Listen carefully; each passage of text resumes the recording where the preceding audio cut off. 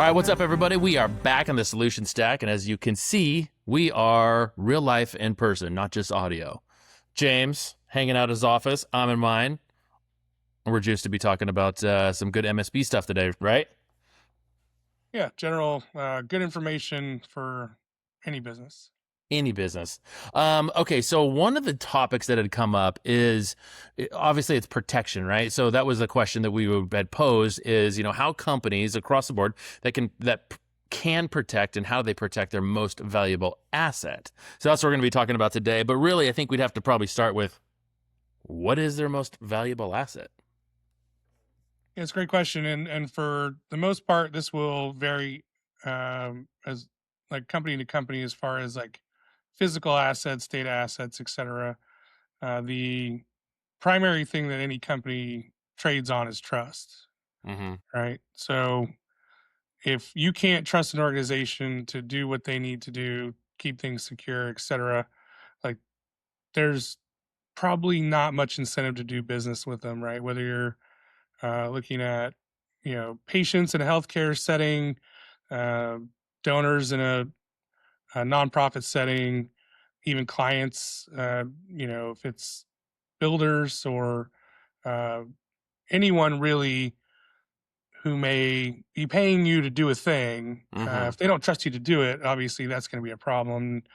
Really, one of the big components of whether they trust you or not, or whether you're trustworthy, is how you handle your data, your systems, right? How you handle their information. Because these days, as much as a server costs or a computer or even a building, data actually probably exceeds that value Mm-hmm. for most people. A long time ago, they kind of had this philosophy that the new gold rush was in data, and I think we're seeing that play out. So As having is still a thing or not a thing? No, it is more and more so. Mm-hmm. With the prevalence of things like SaaS products and stuff, you don't really own as much of your systems as you used to, but you do own the data, at least in theory, right? So, In theory. regardless of where it sits, what it's on, it's really the data that everyone's putting value behind. Mm-hmm. So then, if that is the value, then obviously that would be the threat. People going after data and zipping it out and, attacking it, corrupting it, whatever that is. So how does a business actually lose trust when that comes into play? Well, I can tell you how a business loses my trust, and that's when I get a notice in the mail that they were breached and they've activated credit monitoring for me. Like I'm really thinking hard about that relationship and whether I want to continue it or move Mm, to other things. I mean, there are scenarios where essentially you're pinned to it; you can't really move away from it. mm-hmm. But it does really open the door to exploring alternatives when you can't like secure something as simple as my name and address, right? Right. So So I just had one of those the other day. You said that and it sparked me. I don't know if it's AT&T or something, but yeah, I seem to be getting those more and more. So now all of a sudden it gets breached, and now you got to go to Equifax and Experian and shut yourself down, huh? yeah, I just keep my stuff on lock anyway all the time.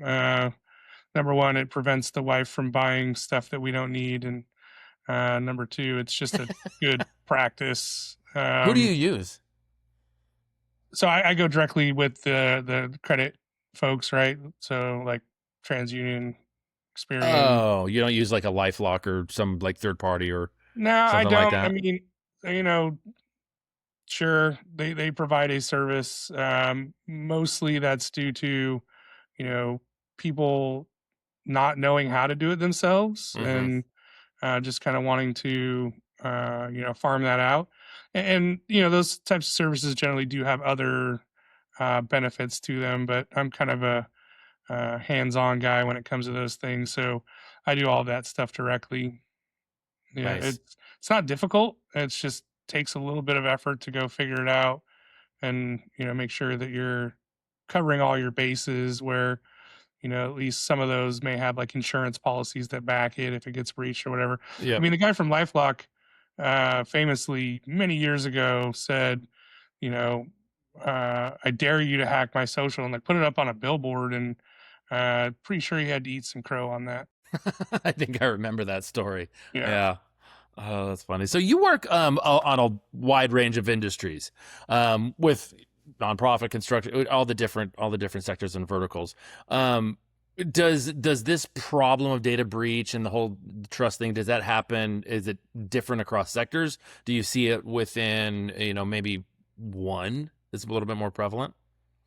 Um, yeah, I Or mean, is it across the board? certainly, healthcare and finance are typically like the two biggest targets, Yep. and then kind of individuals, but everyone's a target. Long gone are the days where, um, being a small organization kind of insulated you a little bit from the threat. That's very like 2005 thinking. Nowadays, it's we're just gonna shotgun out as much as we possibly can and kind of harvest whatever and try to leverage that for whatever we can get for it. Just keep in mind, like the cost to do it versus the ROI, even for a small organization, is incredibly high. Like that return, oftentimes, if you think about like who's actually doing this, and make no mistake, they're professionals, right? But they're usually in, we'll say, second or third world countries, and probably not getting paid a good wage, if any wage at all. So if, for example, you are in an area where the average income is, $1,000 a month, and you come up on a $5,000 score with a week or two of effort, well, you've done pretty well, right? And Hmm. the barrier to entry is quite low as far as the equipment to do it. You essentially need a computer and internet connection, and a couple of tools that you either develop or you buy through some of these channels. But again, I think in this country, the two most regulated are going to be healthcare and finance for sure. Like DoD stuff with cyber maturity, CMMC, coming through is starting to catch up there, thankfully. But you know, anything where there's federal regulation, obviously, is a bigger target. The reason that federal regulation is there is because of the value of that data. Hmm. With HIPAA in particular, like you literally could be kind of playing with someone's life with some of that information, right? Seriously. And stuff that can be held against them. So what? They're Oh, go ahead. vulnerable. Yeah. Um, but across all industries, every business has value, right? And most of that value is related to the data you have or what you do with it. And Hmm. people can get a hold of that and kind of extract that value from it if you don't protect it. Now, obviously being in these different sectors, is there something that kind of stands out to you that they'll be able to do it well, whatever it is? Obviously, it's a protection. Let's say construction. In order to do it well, is it a budget thing? Like, do they have to have more money, or are they just smarter, more manpower? Like, as many people as you see, there's got to be some kind of a pattern um, that you can see. Yeah, it's not just budget. In fact, it's very little to do with budget, or it's not as much about budget as people think, right? People think cybersecurity is incredibly expensive, but it's a mindset. It's certainly um, knowing, hey, this needs protection, and then taking efforts to do that. They kind of treat it like some sort of insurance policy, right? Oh, I have antivirus, so I'm safe. Well, that's not Yeah. really true. Putting a firewall in place, but not understanding how to configure it, those kind of things, right? So you can have every tool in the toolbox, but if you don't know what a wrench does or how a saw works, then those tools are effectively useless, Hmm. even though you can produce that tool and say, look, I got tools, right? So, essentially, it's a top down thing, right? So, first off, you have to have the people in power say, this is a priority for us, and then provide whatever reasonable resources. Because, look, even with these tools, like you can get carried away and, essentially throw money down the drain, and it can add up pretty quickly. But, having the tools and being safe are two very different things. And the process and procedure that goes into how you operate is actually far more important as a fundamental component. You still need tools, they Hmm. still need to be configured and managed well. But if you don't know what you're trying to accomplish, all of that is at least potentially throwing money into a pit. Yeah. Well, and as long as I've been doing this with you, I've learned so much more that, like, yes, the tools, but man, the human element has just been a resounding message of how you do that. Man, so much so is hanging out with a buddy. Gosh, when was it? I don't know, last weekend, and certain public utility company that they're taking it so seriously that they're offering incentives to catch, and if you don't catch, they're specifically doing phishing, right? Is that you could get released. I mean, they're taking it that serious. Yeah, and you have to. Well, let me rephrase. You should. I mean, Yeah. people do what they're going to do, and whether they know it or not, they're accepting risk with their inaction as much as they're trying to mitigate risk with taking Action. action. So, Right. understanding what your organization needs, what they don't need, most importantly, right? How that aligns with business operations and ensures that you can do the things you need to do in the manner you need to while doing it securely. There's some nuance to it, right? And Hmm. for organization like a public utility in particular, like they're big targets. There's Huge. sustained campaigns, especially against things like water districts and power, and some of these, that because the impact of disruption goes beyond the cost of a breach, right? You're essentially creating chaos, or at least potentially, or um, a number of different things that could affect the society at large, right? At least Hmm. on a regional basis. So sometimes it's not about extracting money through the data they're stealing. Sometimes it's about creating so much pain you have no choice but to pay, right? So, Pain is you know, th- another way of using the T word. Yes. yeah, Pain. yeah. Well, and that kind of goes into the whole insurance part of it. I know that you guys have been talking about security insurance, or cyber insurance, I guess you would say, is that it's such a big thing, and I think it's a need that you have to have. Yeah, and you've seen it becoming a bigger issue. Yeah, certainly. There's kind of two takes on it. The first one is, um, it's the right thing to do. Hmm. The second is, like, this is actually has like bottom line impact, right? So, to be clear, no one is impervious to these types of problems. In fact, the bigger you are, the more likely you're going to have some of this stuff happen to you. But if you're small, it's devastating. If you're big, it's kind of bumpy, and it certainly will cause you pain, but it's rarely an extinction event. For a small business, it can very well be an extinction event. And it isn't just having insurance, right? Which is kind of table stakes these days. Hmm. But again, that doesn't secure you, right? So when you fill out those questionnaires through insurance and you check the box saying we do this thing, and say something happens and they find out you're not, well, that's going to affect your payout, right? Hmm. Insurance companies want predictability, and they gain that predictability through your actions, right? They know that people who do X, Y, and Z are less likely. So when something does happen and you're not doing X, Y, and Z, particularly if you said you are, well, that payout's going to be minimal or non existent. If you've done the thing, then generally they're going to be a little more robust in how they respond to you. Hmm. But The insurance agencies. carriers, right? They're the Okay. ones Okay. who Yeah. are doing the payouts.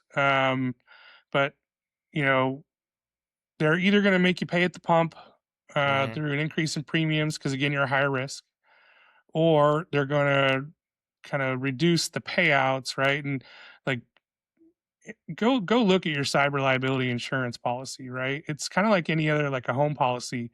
I Uh, need to. you have sudden burst versus leak for water damage. Fire, earthquake out here in California is very prominent, right? These are all carve outs in those policies to say these things are not included. And with cyber, same kind of thing, right? Like, and then if you think about like the disruption to your organization, say you get breached and somebody crypto locks all your stuff, right? So now you're negotiating to try to get the decryption key. Well, that's not the only cost involved, right? Your people are down. You're probably going to have to replace some Production. equipment. You're Yep. losing revenue or your ability to kind of uh, execute the value of your organization. So, there's a lot of different things, and each one of those could be a specific carve out in your cyber insurance policy. Mm-hmm. Oh, so many angles. I have a hard time with my. Yeah, deductibles, Oh, exclusions. I mean, even oh my things like gosh. reputation damage. I mean, it's having cyber liability insurance and making sure it's the appropriate coverage for you. Again, two different things, much like having tools and being safe. Having the first part doesn't make the second part true. Who in an organization is responsible for this? I know we've talked about it before, but when I hear this, I a natural, entity is that strikes out in my mind. But Yeah. what do you Whatever your say? leadership structure looks like, that could be a board of directors, that could be a CEO or president, or solo operator, right? Whoever's kind of at the top of the pyramid, Mm-hmm. that's who's responsible, ultimately accountable, really, right? Like there's two different aspects. Responsible is kind of below accountable. Accountable is where the buck stops, and with cybersecurity, that literally could be dollars that you're making decisions on, and kind of putting the organization in a protected or a non-protected state, right? CEO, a CFO, those kind of folks, they don't care how a firewall works. They don't care how antivirus works, Just right? want it to What they work. care about is if it takes them down for a few days, Yep. what is the impact there? And Right. so making sure that they have people who do understand how a firewall works, who do understand how antivirus works, who do understand how to get those systems back online if something were to happen, right? What can we do with the data to protect it? Like those are the questions that they should be asking. They don't really care about the details. Well, and you guys have the virtual side of it. So now, do you bolt on with that? And you go, hey, CFO, CTO, CEO, we got it. We're your bolt on solution. We'll make sure that this is all good to go, and your cyber liability will be all dialed in. Yeah, and that's part of being a managed service provider. But another thing, like in the same realm with insurance, is not all managed service providers do the same thing, right? Like Mm-hmm. um, we more often than I care to admit get questions about, hey, why is this not covered, et cetera. And it's like, okay, well, there's different options and packages and services that we provide, and each of them has a cost associated with it. And if we go through a proposal process and they didn't say to us, hey, we want a certain level of cybersecurity engagement, then it will be offered. If it's declined, well, again, that's you're kind of on the hook for any outcome there that transpires. Jeez, so much to think about. Yeah, I mean, security in general has always been framed as an IT discussion. It's not. It's a business process. It is a leadership discussion, and having the people to Methodology. go do it, that's a separate part of that.